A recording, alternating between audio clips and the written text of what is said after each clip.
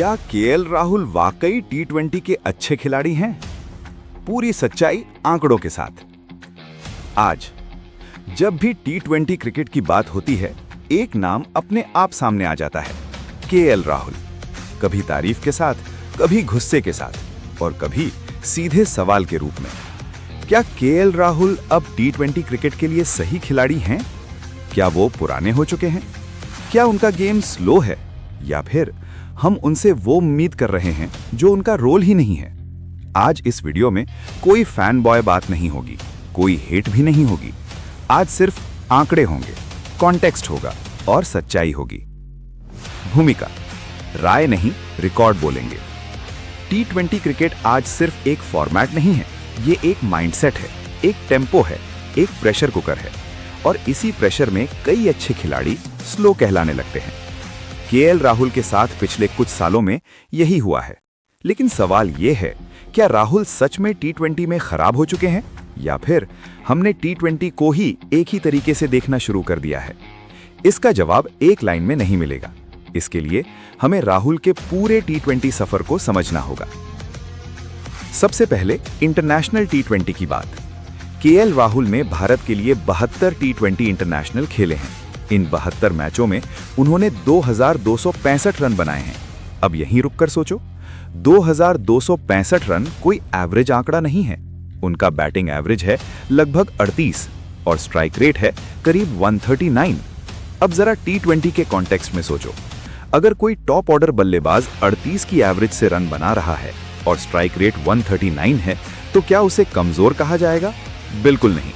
दरअसल ये आंकड़े बताते हैं कि राहुल ने सिर्फ सेफ क्रिकेट नहीं खेला, उन्होंने रिस्पॉन्सिबिलिटी भी निभाई और रन भी बनाए। शतक और अर्धशतक क्या बताते हैं? केएल राहुल के नाम टी20 इंटरनेशनल में 2 शतक हैं और 22 अर्धशतक। अब लोग कहते हैं टी20 में शतक मायने नहीं रखता, लेकिन ये अधूरी बात है। टी20 में शतक बनाना आसान नहीं होता, क्योंकि हर गेंद पर रिस्क है, हर ओवर में प्रेशर है।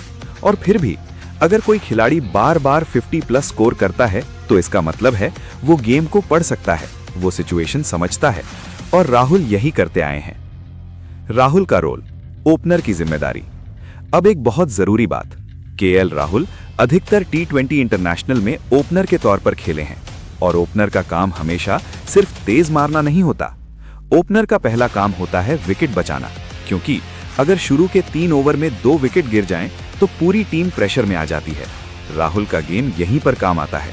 वो पहले 10-12 गेंद गेम को पढ़ते हैं, पिच समझते हैं, बॉलर को देखते हैं और फिर एक्सेलरेट करते हैं। लेकिन आज के टी20 में यही चीज उन्हें स्लो बना देती है। अब आते हैं आईपीएल पर, क्योंकि अगर कोई खिलाड़ी सिर्फ इंटरनेशनल में अच्छा हो और आईपीएल में फ्लॉप हो तो सवाल उठते हैं। लेकिन केएल राहुल के साथ ऐसा नहीं है। आईपीएल में राहुल ने 140 से ज्यादा मैच खेले हैं और बनाए हैं 5000 से ज्यादा रन। अब ये संख्या अपने आप में बहुत बड़ी है। आईपीएल औसत और कंसिस्टेंसी। आईपीएल में राहुल का बैटिंग एवरेज है करीब 45। सोचो, टी20 लीग में 45 की एवरेज, ये एलीट लेवल है। मतलब वो हर मैच में लगभग 35-40 रन गारंटी देने वाले खिलाड़ी हैं। और स्ट्राइक रेट करीब 135, मतलब स्लो भी नहीं, रेकलेस भी नहीं, कंट्रोल्ड अग्रेशन। आईपीएल शतक और बड़ी पारियां। राहुल ने आईपीएल में 4 शतक लगाए हैं और 40 से ज्यादा अर्धशतक, वो भी एक ही टीम के लिए नहीं, पंजाब, लखनऊ और अलग अलग रोल्स। कभी एंकर, कभी अग्रेसर, कभी कैप्टन, हर रोल में रन बनाए। यही रीजन है कि राहुल आईपीएल हिस्ट्री में सबसे तेज 5000 रन पूरा करने वालों में गिने जाते हैं। अब असली सवाल, अगर टी20 इंटरनेशनल और आईपीएल दोनों में आंकड़े अच्छे हैं, तो फिर विवाद क्यों? क्यों लोग कहते हैं केएल राहुल खत्म हो गए? इसका जवाब क्रिकेट में नहीं, एक्सपेक्टेशन में है। नया टी20 टेम्पलेट। आज की भारतीय टी20 टीम एक खास टेम्पलेट पर चल रही है। पावर प्ले में 60-70 रन, पहले 3 ओवर में boundary intent, risk over safety. और यही टेम्पलेट हर खिलाड़ी पर अप्लाई कर दिया गया। लेकिन टी20 सिर्फ एक तरीके से नहीं जीता जाता। वर्ल्ड क्रिकेट देखो, कई बार एंकर ही मैच जिताता है और केएल राहुल एंकर प्लस खिलाड़ी हैं।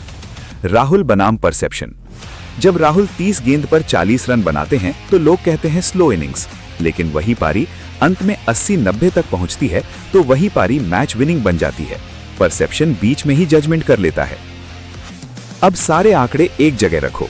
T20 इंटरनेशनल 72 मैच 2265 रन, औसत 38, strike rate 139। IPL 5000 plus run, औसत 45। लगातार परफॉर्मेंस। अब ईमानदारी से सोचो, क्या ये खराब खिलाड़ी के नंबर हैं? नहीं, ये एलीट T20 बैटर के नंबर हैं। तो सच्चाई ये है, KL राहुल खराब T20 खिलाड़ी नहीं है। वो आउट ऑफ फॉर्म नहीं है, वो आउट ऑफ स्किल नहीं है, वो बस एक अलग तरह के T20 खिलाड़ी हैं। और T20 क्रिकेट में हर तरह के खिलाड़ी की जरूरत होती है। सही रोल, सही पोजीशन और सही फ्रीडम मिली तो KL राहुल आज भी T20 में मैच जिता सकते हैं।